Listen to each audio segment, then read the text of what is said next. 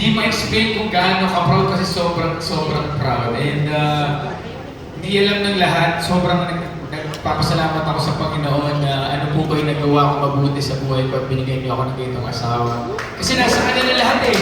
Di ba parang sobrang bonus na hardworking siya, matalino. Nasa kanya lahat kasi maganda, sexy. Tapos gano'n.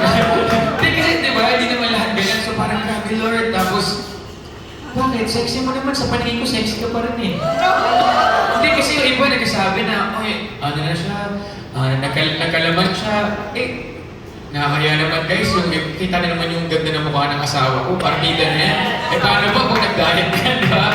So yun po, sobrang higit pa yung nanalo sa loto. Kasi di ba yung gusto kong manalo sa loto, ito sobra-sobra sa loto to. Yung asawa ko. So yun po, sobrang proud talaga. Ayaw, mahigit po sa jackpot eh, sobra-sobra. Kasi may ano pa, Isabela, may Joaquin pa. Grabe na Lord, kaya gagawin ko lahat para sa inyo. Love you, Lord. Thank you, God bless us. Okay. Thank you, Roger.